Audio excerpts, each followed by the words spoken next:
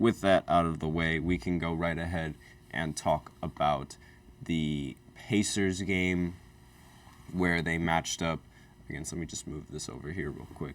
Where they matched up against the Bucks, and this was the only game where both teams ended up scoring 100+ points. And so far in these playoffs, there haven't really been as many teams that have reached 100 points as we're used to seeing in the regular season. So this was the first away team to win a playoff game in the first round and in the entirety of the playoffs. So now the series is tied 1-1 for the Pacers, and the Pacers have the advantage because now they're going to go play the next two games in Indiana, where they have the home court advantage that they need to potentially go up 3-1 in the series.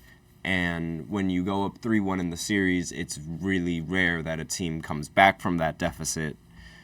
And even like with the Bucks' condition and where they are right now, without Giannis Antetokounmpo, the situation isn't really looking so good for them.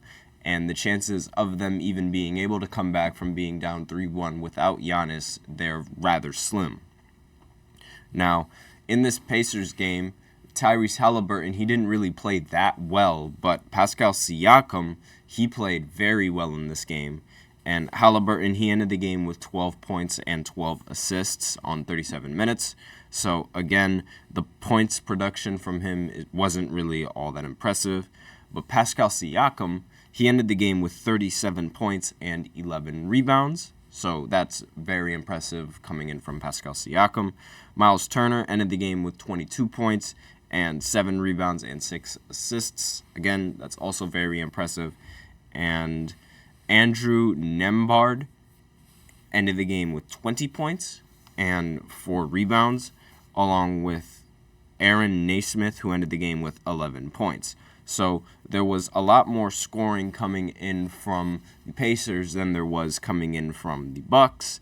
And Damian Lillard, he ended up scoring 34 points in this game. So 1 point less than what he did yesterday. But it does go back to what I was saying. If the Pacers just ended up playing good in both halves, and if they would have just continued to score like how they normally do, they would have ended up winning the game despite Damian Lillard's performance. And this sort of holds true in this matchup that happened recently. So they ended up shooting 16 for 36 from 3. So that's 44%, which is so much better than what they shot last game. And they also shot 55% from the field, which again was so much better than what they shot last game. Now, with the Bucks, on their end, they shot 40% from 3, which it's rather good, but Pacers shot much better than them. And they shot 44% from the field, which, again, the Pacers shot much better than they did.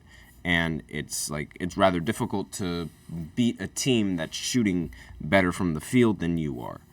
And obviously, that was the difference maker between the two teams. Milwaukee shot 44% from the field, but the Pacers ended up shooting 56% from the field.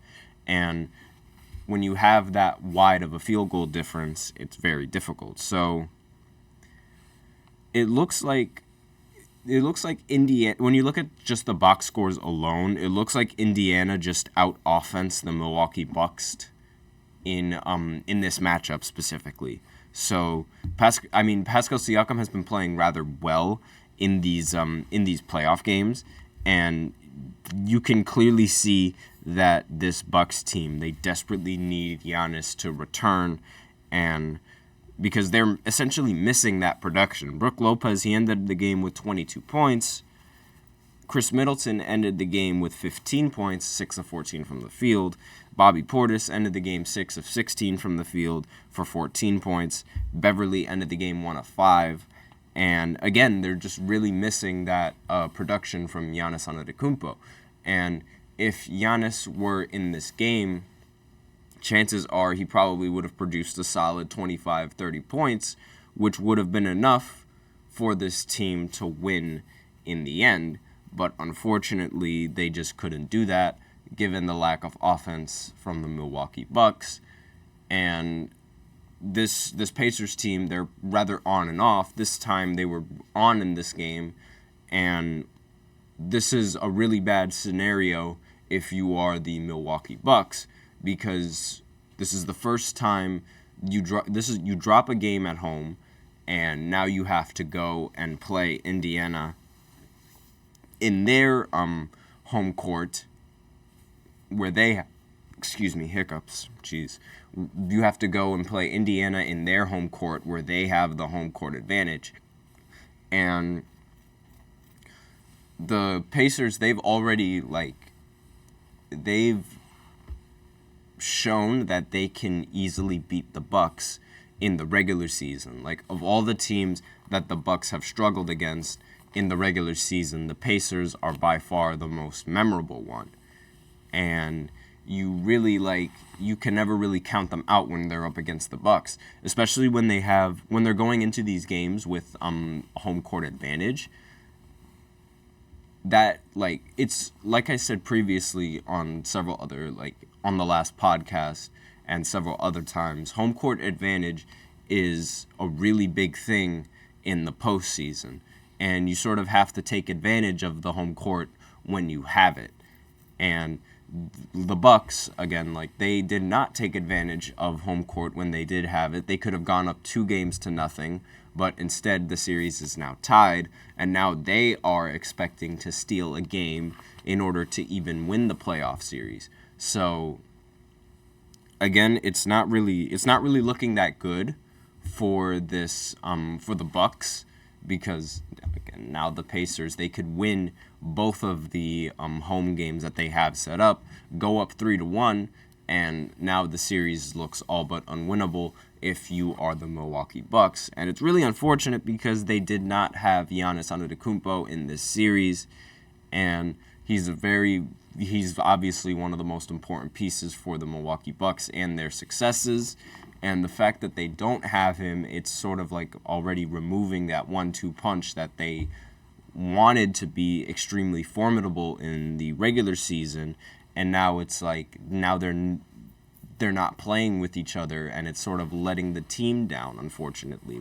I know it's unfortunate injuries, and there's nothing that you can really do about it, but when you get injured at the wrong time, it really it could hurt your team.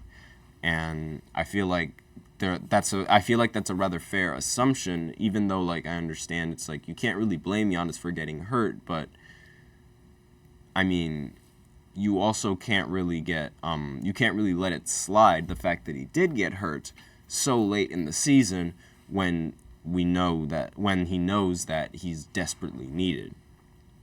And with this team, it's they need him even more now, and he has to hurry up and recover from this injury, but I'm not entirely sure if he's going to be able to recover quick enough and be able to play in the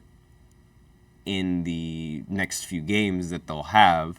Now, the Bucks, they'll have to steal a game if they want to have any chance of Giannis making a return to the series and to the team and the rotation. And in order to do that, they have to keep their playoff hopes alive.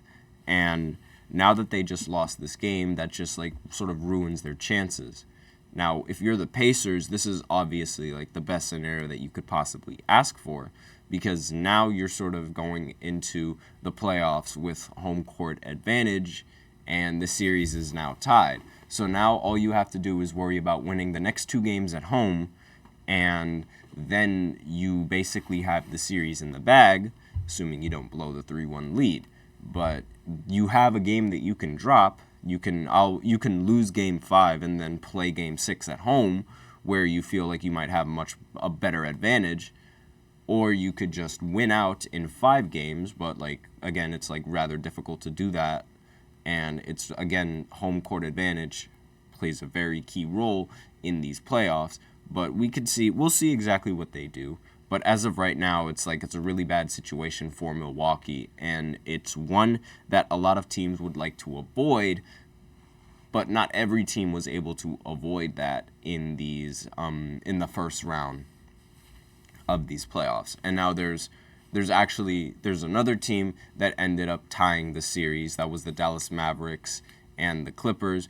And I mentioned before on the previous podcast that if there were any teams that were going to tie the series up, it was going to be the Pacers or it was going to be the Dallas Mavericks.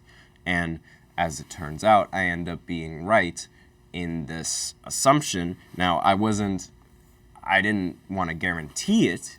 I wasn't entirely sure, obviously, because that's a really bold prediction. But I did make that assumption. I threw that up in the air, and it turned out to be right. So I'm going to take credit for that. So that's basically all that I have to talk about for this segment. Again, scenario is looking like the Pacers could win both games since the next 2 games will be at home, unless Milwaukee can steal a game. And the Bucks, they sort of have to hope that they could steal at least 1 game so that way they could keep their playoff hopes alive, and hope that Giannis can return and play in the playoffs. And they don't want to go down in the series. That's really, really bad because it puts a lot more pressure on the team, and you really don't want that kind of pressure. So that's basically all I have for this segment. So now I will be moving on to the second segment where I talk about the Mavericks stealing the game against the Clippers and what that entails for the future of the playoffs and what that could mean. So I will be right back after this short break.